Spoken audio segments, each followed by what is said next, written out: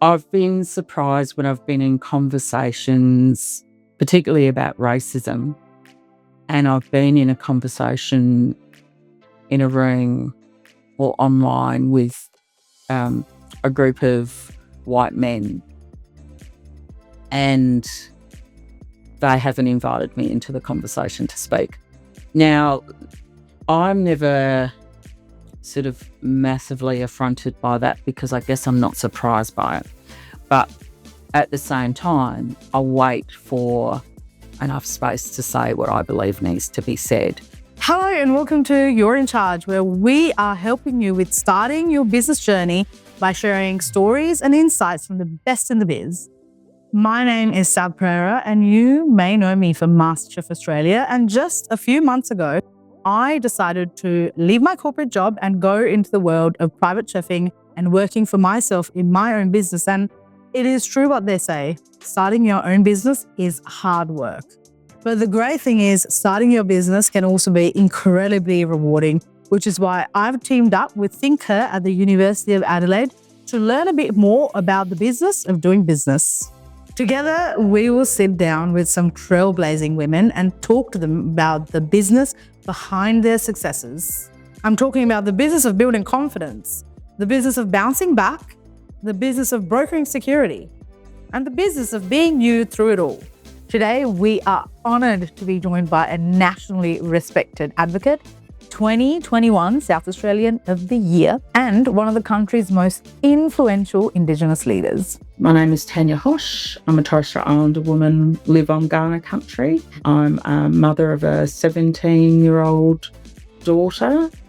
I love buying pyjamas, but I'm terrible at sleeping. Tanya has held senior roles across sport, the arts, public policy, and social justice.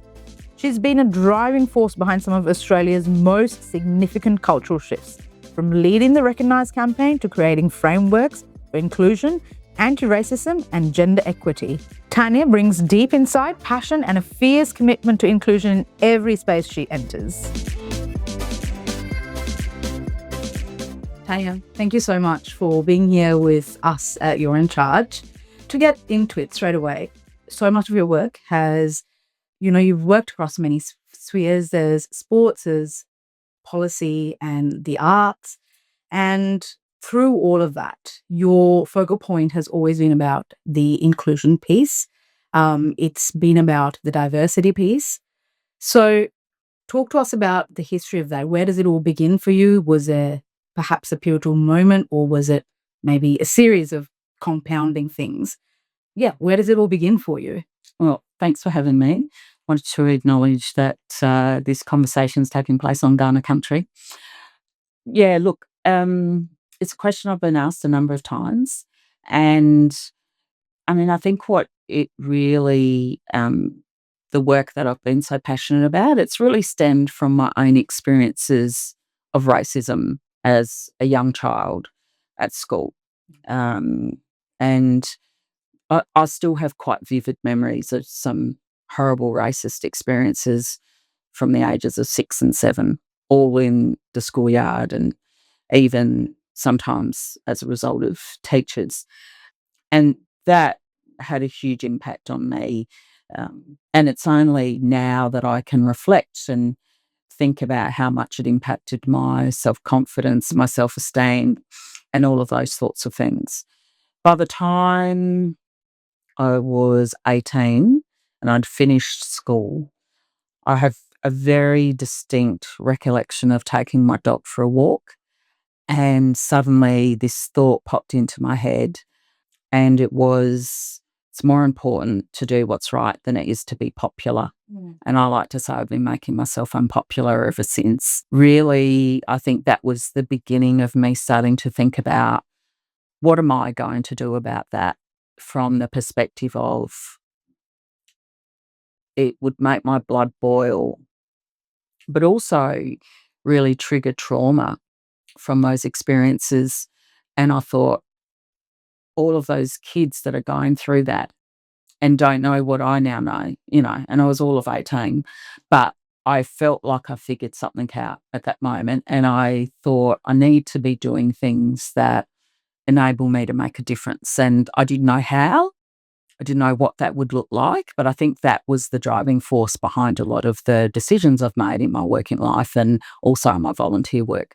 Do you find that now with, it's been a while, you've been in this space and, there's always that thing of you've created the wave and you've shown up, which means other people now feel empowered to show up. Is that sort of that systemic like injustice that you suffered really from a very young age? And I'm sure that we continue to see it as well to this day. Is that still what drives or what's driving the conversation further now for you at this stage in life? Well, I think because obviously it's still a problem and we're still seeing an enormous amount of injustice, and that happens along all sorts of lines, as I've discovered. I remember when I first started to understand the concept of intersectionality, and that was when I started working at the Women's Information Switchboard, which is now the Women's Information Service. I think up until that point, and I was in my early 20s then, I put a lot of negative experiences of discrimination down to the colour of my skin, being an Indigenous Australian, and then going to work at WIS around all these incredible feminist women who were so committed, and they really invested in my naive understanding about gender equity. And that's when I really first discovered feminism, and that helped me understand a whole range of other things that were in play. And, I really see that as a pivotal moment as well, because it helped me to see a much bigger picture of what was in the way of people being able to live strong, healthy, self-determined lives that were fair.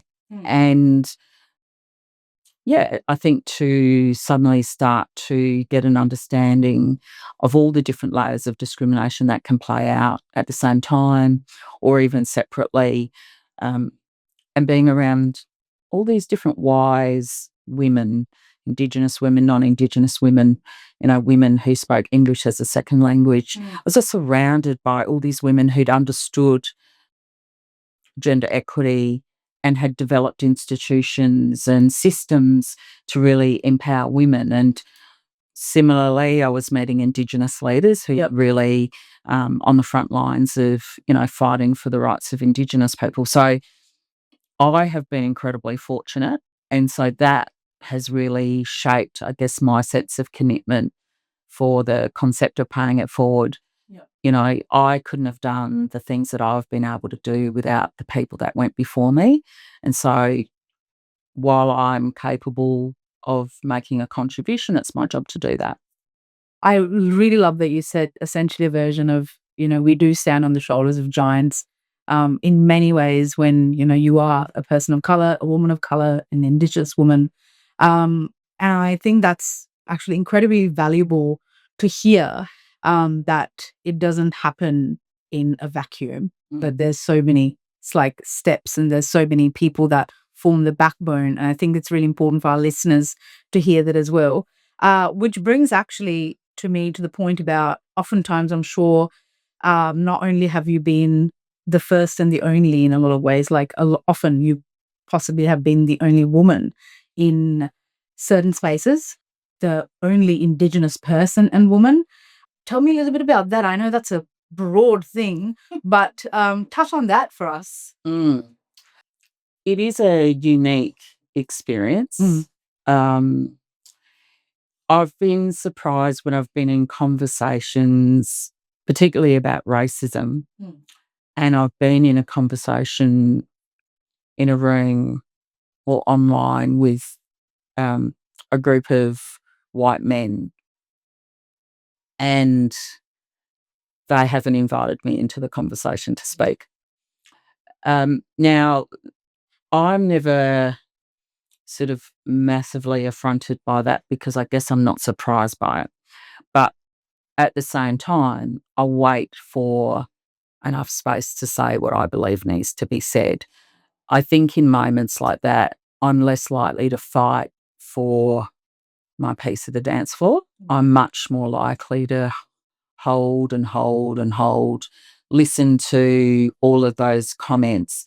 And while the irony of the scenario may not be lost on me, it's an opportunity for me to understand what they do know or do not know, so that I can choose my contribution in a way that's hopefully going to serve that moment well in terms of where we need to go. So from where we are in terms of where we need to go. That can be a really lonely experience. It can be a really isolating one. And I think, certainly you do feel unseen. You can feel unheard. You can feel underestimated. But over time, what I've grown to believe is that if I've still got a seat at that table, then I need to make it count. Yeah. And if I allow all of that negative self-talk and the systemic systems that would seek to make me small and invisible, if I allow that to stop me from making a contribution, then it probably means I'm not ready to be in that room, and it needs to be someone who isn't going to be overwhelmed by that. Now, that is exhausting. Yeah. And it's scary. There's not a lot of fun or joy in any of that. But I'm pleased that I have learnt to find a way to still speak and be heard. And, also, I've learnt to give feedback about that, so that next time I'm in a room with those people, it's less overwhelming. It's less difficult for me to be seen and heard, and seek to be clear about how we create conversations and space for, First Peoples, people of colour, anyone who experiences disadvantage to have their voice and have their perspective heard and, given the respect it's deserving of. Yeah, thank you. And I just want to touch on something that you said that I actually personally resonate with quite deeply, which is the invisible barrier that you're talking about, which unless you've been through it, you just cannot explain to someone else what that feels like, where it just, for me, it feels like, why am I not progressing this? Why is this conversation not being heard? And I'm sure you can understand how frustrating that is. Yeah. And you said it is exhausting and it's not pleasant. It's not a pleasant thing to, sit with. But you also then touched on the confidence. So how do you build that confidence for yourself? How did you get to that point? I think it's fair to say that doesn't matter how much experience you've had, I don't feel confident every day or every time I'm in that spot. There are some days where I think I go in feeling defeated before we've even started. And I think that's normal. I think it's hard to be on top of your game every minute of every day. But having said that, I also think that practice is important. I think anything that we want to be good at or be competent in, you've got to practice it. And so when I decided at 18 that I wanted to change the world, I realised you can't do that one person at a time. So you actually have to keep putting yourself in positions where you have to prosecute your case in front of groups, in the media, through speeches, whenever the opportunity arises. Yeah. And practice. And it's okay to ask for help. It's okay to ask for reinforcement.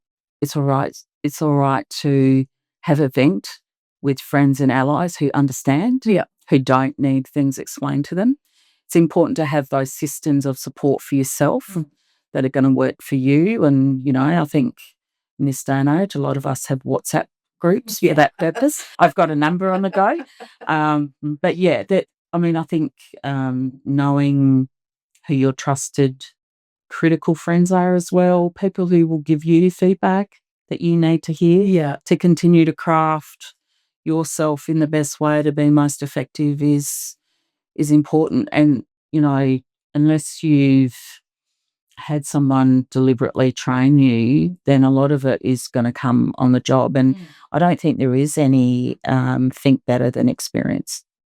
Another thing that you touched on, which I really, really liked, was also about, how exhausting being like essentially representing and being that figurehead is. And also, I think you essentially touched on like picking your battles, so to speak. Different to say who I was 19 years old when I first moved to Australia as a first generation immigrant, 18. And a lot of the injustices and the conversations that I had about it's very different to what I would be having now. And at certain points, I'm just like, I just can't engage. And you just have to know your capacity. But when you're so often in the public eye and it is essentially your job, for lack of a better term, to be having the conversation, even when you're exhausted, like, what's the process of picking that battle? Like, do you have sort of certain things with certain groups that, that you can sort of see where you go, okay, this is not worth me pursuing this argument in this fashion? Or what's the process like for you? Look, I think there's so many variables that impact on those decisions. Yeah. So it might be, how tired am I? What else has happened in that series of days or weeks? One way that I can try to explain is that I've often said to people, when it comes to racism, the one that will make you just draw a hard line in the sand is often not the worst example of racism that you would have experienced in that week. It's just the one that pushes you over the edge. Yeah. And so quite often they could even be the most innocent, if there is such a thing.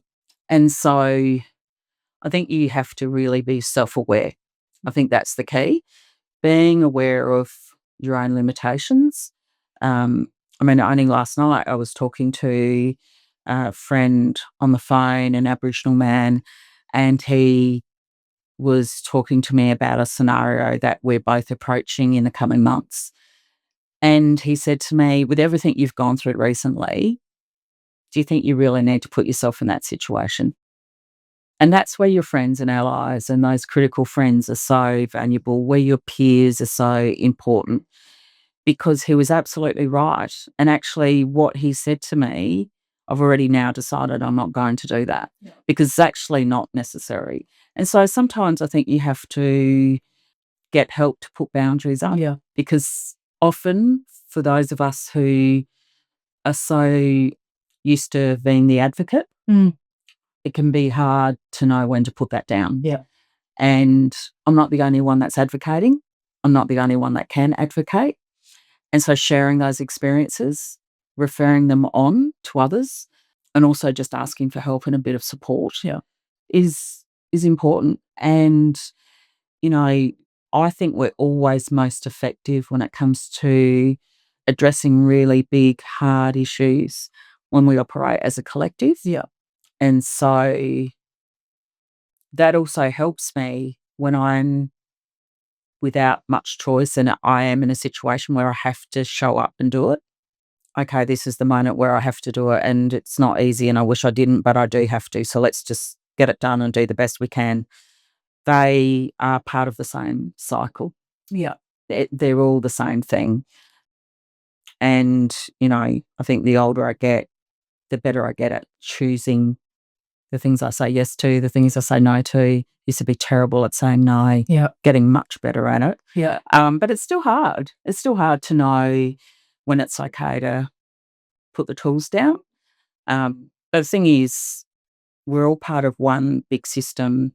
And I think it's important to remember it's never just you. I love that you said that because I've often spoken about, knowing when to protect your peace with other guests that we've had on the podcast as well, about knowing, as you said, when to put the tools down. And I think it's really valuable for our listeners because we have a lot of young women that listen, young women from diverse backgrounds. And I think there is confidence that's needed to actually learning how to say no, saying this is not for me.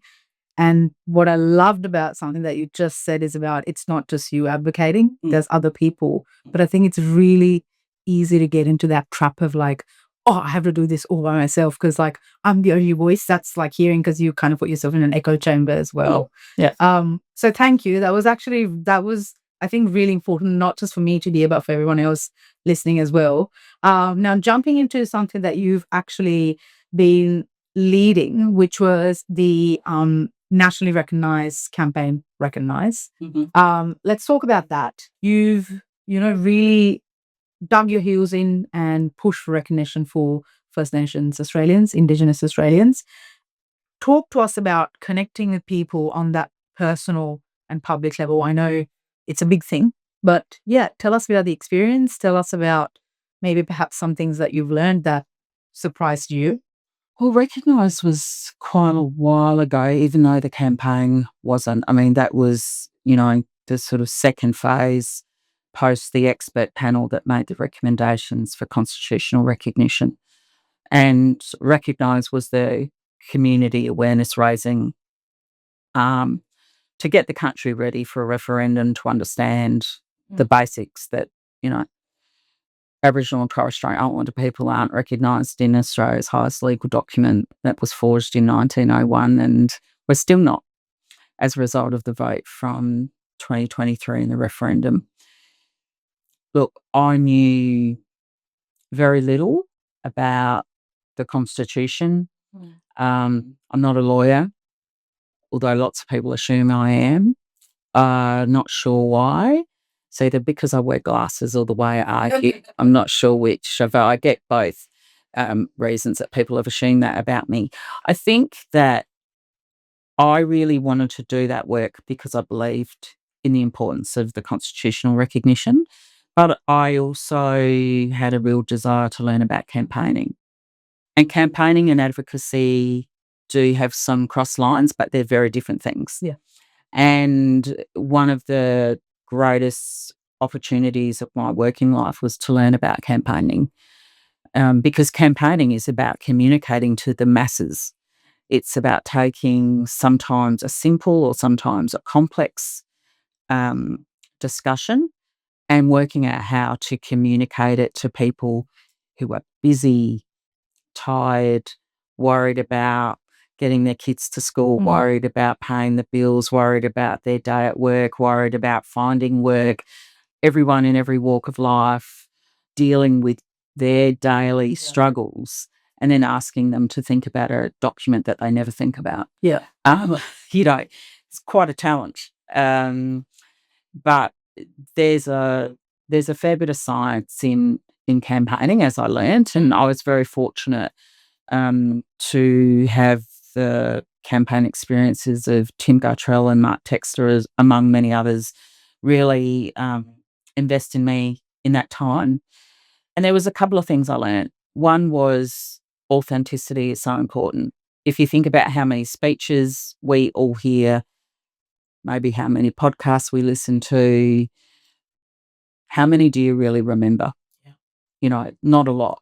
And one of the things that I did learn through some great training that I had by a wonderful trainer, his name is Anthony Simcoe. He trained me to deliver a speech at the National Press Club as part of that campaign. And I thought, I've been talking in public to lots of people for many years and I didn't know any of these things. But one of the main things he taught me was authenticity, being yourself. And I realised that whenever I was communicating with people, if I tried to be anything other than me, I didn't do so well. I was so nervous. Because I was trying to put myself into something I wasn't. A really great friend of mine who I was working with at the time, he's also an excellent communications practitioner, said to me, I want you to watch all these Barack Obama speeches, listen to his cadence. And I'm like, I don't even know what cadence is. And I was looking at these YouTube clips. Barack Obama, I am not. Like, I can't do that. And every time I watched, it made me more scared. Right. Because I knew I couldn't achieve that. While I was on YouTube, I would watch the odd Beyonce clip and Beyonce at the Super Bowl 2013. So I just kept watching that. And I know I wasn't about to sing and dance, but she had such a fearlessness in her performance. That vibe was something that I really took on. So that with the training that I had, the practice in refining your message, learning how to articulate it, but in your own words. So it is really authentic. And I think as a first Australian, it was possible for me to bring a more intimate sense of why I felt this was important for the country and for the growth and maturity of the nation. And with all of those campaign experts around me, supporting me, encouraging me, I did find my voice through that work. And it's ironic because I took the job on the basis that I wouldn't have to be the public face of the campaign.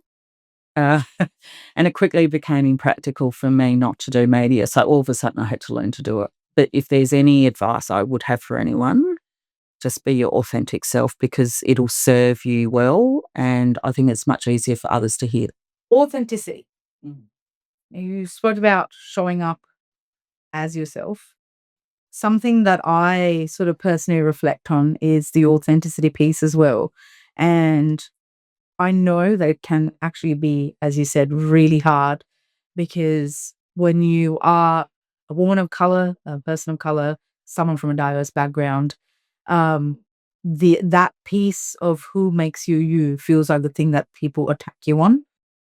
Feels like that's the magnet for criticism. So in the face of that, I think it's important to hear from you, especially for our young listeners. How do you foster that sense of authenticity? How do you show up as you? How do you build that self-confidence? For me, it took quite a long time. And there's a lot of twists and turns. Because I think it's important to acknowledge that, being considered diverse doesn't shield you from the criticism of other people who are also considered diverse and will critique your version of yourself on similar grounds to which they might hold a view that they are the perfect manifestation of it. Yeah. And I know that we don't talk about that much, but I think it's a big thing. I think over time, what I've come to realise is that I do my best work when I'm being as true to myself as I can be.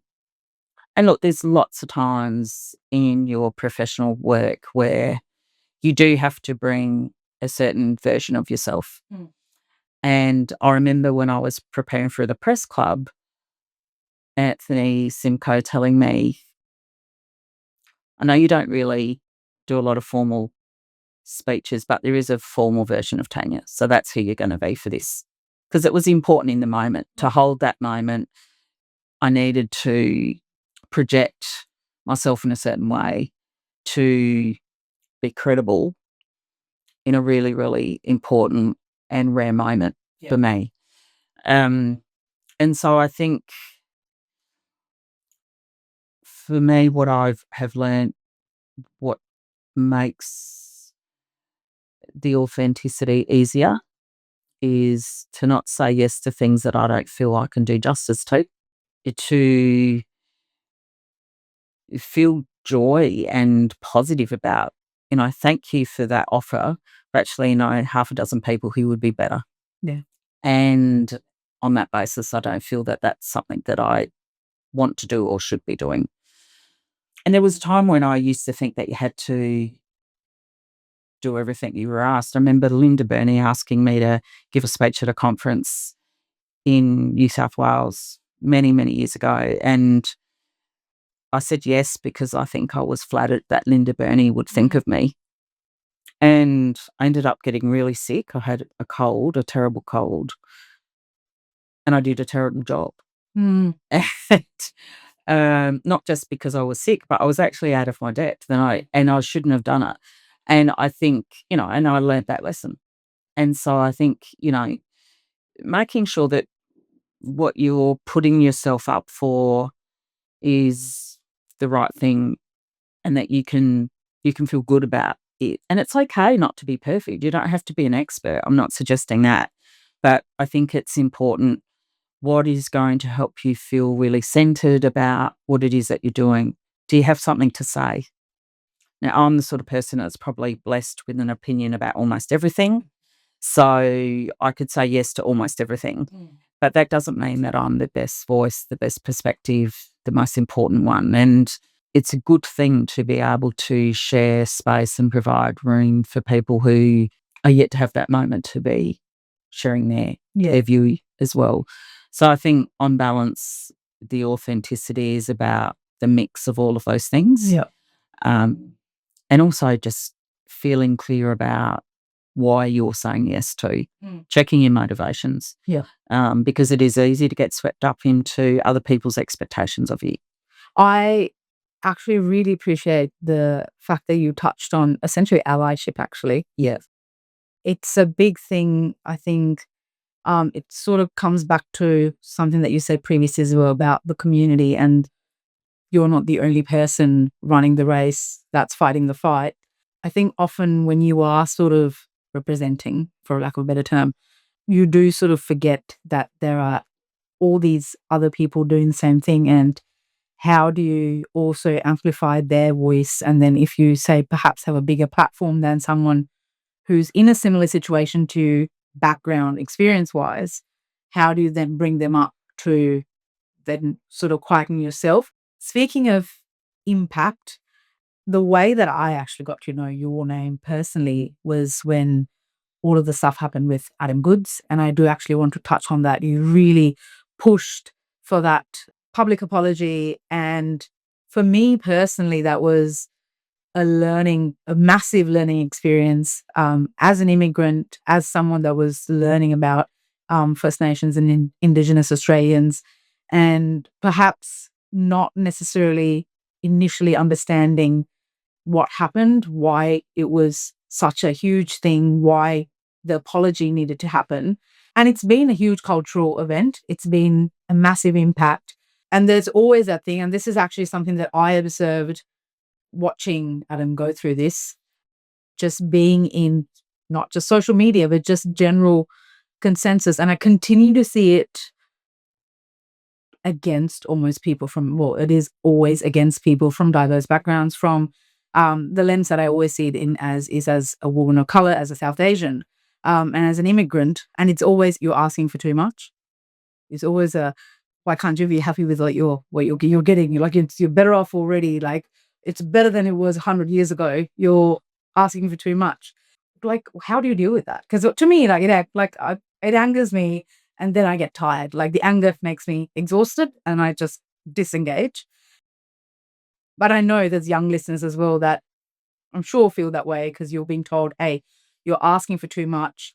And if you show up with confidence, and if you say, no, I want these people to say that they are sorry, that, they shouldn't, like, you're asking for accountability, but then asking for it is you're being pushed back and you're being told, no, you're asking for too much. How do you deal with that?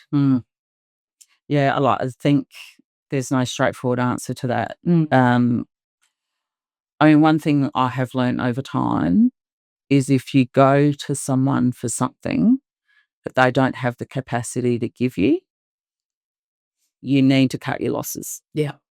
Because I'm not interested in an insincere apology. Are you? No, I don't think any of us are. And so there's an apology and there's justice. And there are basic human rights that we should all be afforded. And there are things that can be delivered through interpersonal relationships. And then there are the systems change. I think being really clear about who it is that you're asking for something from is important. If you're talking about what happens in the context of a large institution, you might be speaking to the head of that institution. But should you be talking to the board? Because the administrator has got certain delegations. There's often a number of people that will carry responsibility for certain things. Yeah.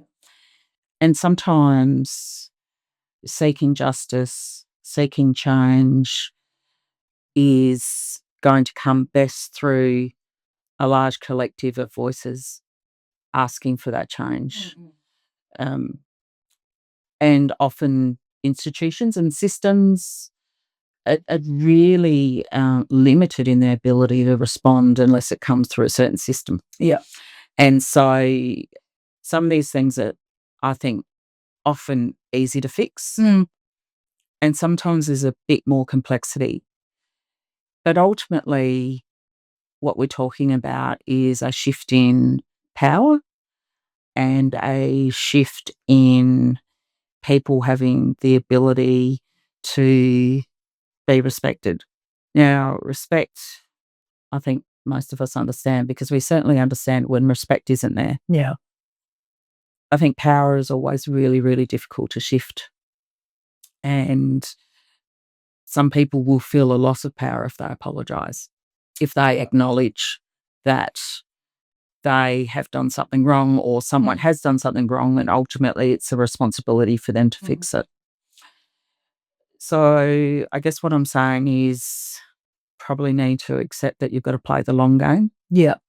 Because a lot of the sorts of things that many of us, I think, would benefit from seeing change in are systems-wide, based in power, based in the dominance of a certain sort of privilege and power, and take a long time to shift. And so then you have to think, okay, can I be here for the long haul? Yeah. And my view would be yes, but not if it's just me. Yeah. Thank you. Now, speaking about systems, and, you said, certain systems don't necessarily align with where you need to go and what you need to do. Looking at your history, your career, you've been at the top level, like at an executive level. You've been at those higher levels of being able to influence change and be a change maker. Talk to us about actually operating at that level versus, like, there's a lot of grassroots stuff that happens, and I think we all start there when you're advocating, when you're representing, but then the game obviously changes as you get into different positions of power, as you say. Talk to us about being at that executive level and then being able to influence change, or is it still the system that you're fighting, or how does that shape and evolve, or how has it in your case? I think when you're at those very senior levels, you have to accept that you're part of the system that you may seek to change. So you can't divorce yourself from being part of it. Yeah. And so there can be an inherent conflict in that. We feel like, okay, well, I've got a seat at this table. I'm part of the authority that rests in this institution. So I've got to take responsibility. So my commitment is to all these other people that I share that power and privilege with. And so sometimes you will be in a position where you're backing in a decision that you're not entirely comfortable with. Yeah. And then the rest of the time you're trying really hard to get people to be comfortable with a position they're not comfortable with. And so I think one of the hardest things about some of that work is that you can't be as transparent as you would like to be because of reasons of confidentiality. And I'm a pretty transparent person in most cases, and so I'm more likely to divulge more information rather than less. And certainly found that difficult in not being able to sit someone down or sit down with a group who are unhappy with a scenario and say, well, this is why we're doing it, because it would have exposed or compromised other people, and I didn't have the right to do that either. So that can be a real challenge at times. I think it's so incredibly important to have that sort of inclusion of people like you and I in a really visible way in those rooms. Because if we're not, our perspective's not even in there. Yeah. And I think that you have to look at the big picture over time. Where I've had those opportunities, and even being on boards of organisations and companies. I like to think that I made a difference in the way that certain things were understood and was able to contribute a perspective that would have been unseen and unheard if I'd not been there. I always took those responsibilities really seriously. So I think some days you would feel compromised. Some days you would feel really unhappy with that. I remember saying to a friend once who was involved in a big institution as an Indigenous person, and that institution made a decision that was really unpopular with a lot of First Peoples. Right. And they were devastated that they hadn't been able to win the day. And I was able to say to them, you know what? I know that you're upset, but I know that you would have done everything you could in that moment with that opportunity to put an alternate view. And I don't for a moment think that you wouldn't have. And there have been times where I've had that said to me too. We're not going to win every argument. Yeah.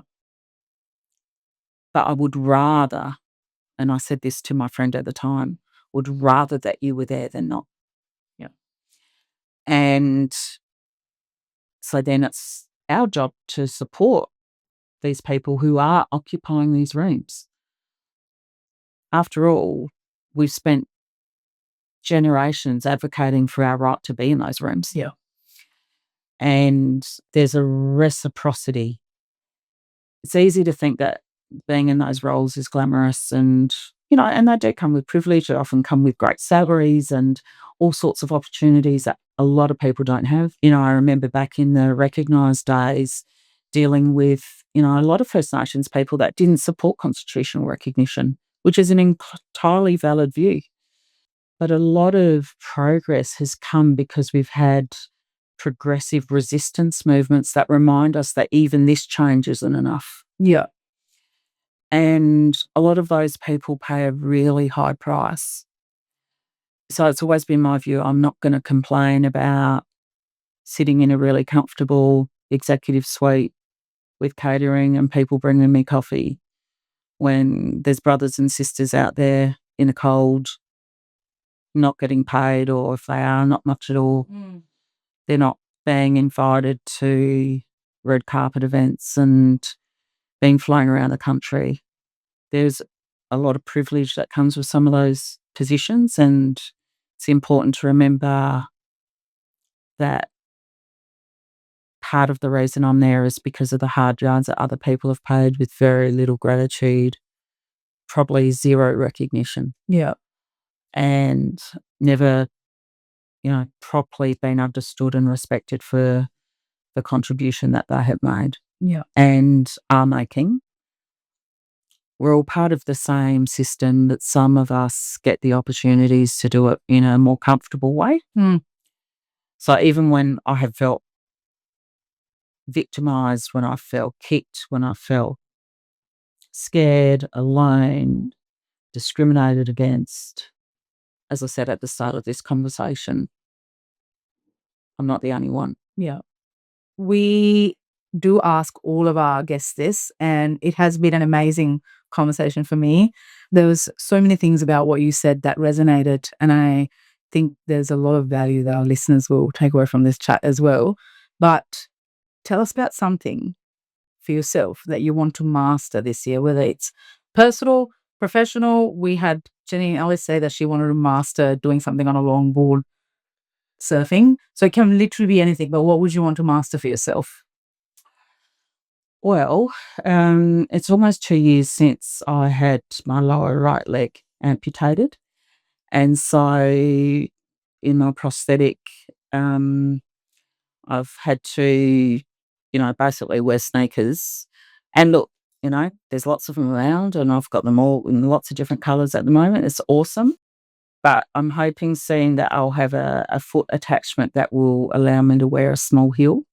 So if I can get back into my really beautiful Chloe boots with the studs all over them and master wearing those and walking around in those this year, I'll be pretty happy.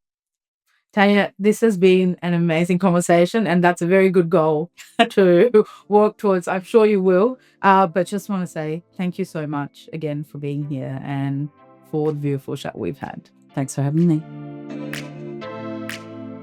We have had an amazing chat with Tanya Hosch today. And for me personally, coming from a diverse background as a Sri Lankan woman, as a first-generation immigrant in Australia, this has been not just an incredibly insightful conversation that I've had with Tanya, but also there's been a lot of value for me personally where advocacy and actually social justice and equity and having conversations about it is concerned. The main takeaway for me from Tanya was the fact that you can't constantly demand perfection when you are seeking progress, that you sometimes do have to settle for the progress that you get versus perfect progression. And I think that's really important to learn, and that's important to keep on the back of your mind, because perfection for perfection's sake doesn't mean that you're actually going to be making any headway with what you're trying to achieve. I found that to be really reassuring and helpful, and I think a lot of our listeners who are from diverse backgrounds as well will understand that, yes, it's exhausting and there's a lot of work involved in representing and in showing up, but it's important work and it's valuable work and it's work that you don't have to do alone. And with that, season 1 of You're in Charge has come to an end. Thank you so much for joining us on this journey. If you're wondering where you're going to get your inspiration from now, don't worry, season 2 is already in the works. And we cannot wait to bring you insights, ideas, and inspiration from even more amazing women in business. Hit the big follow button on your favorite podcast app to make sure you don't miss a thing. In the meantime, search for ThincLab, that's ThincLab on all the socials to stay up to date on all the fabulous programs and workshops that ThincHer offer young business leaders. Have thoughts on what or who you'd like to hear on season 2? Email us at thinkher@adelaide.edu.au. All the links and info you'll need are now in our show notes. Keep inspiring, keep thriving, and remember, you're in charge of your business journey. You're in Charge is brought to you by ThincHer, an initiative of ThincLab at the University of Adelaide.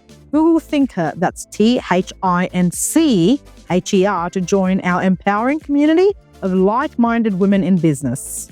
You're in Charge was recorded on Kaurna land. We acknowledge the Kaurna people, the original custodians of the Adelaide Plains, and the land on which the University of Adelaide's campuses at North Terrace, Waite and Roseworthy are built.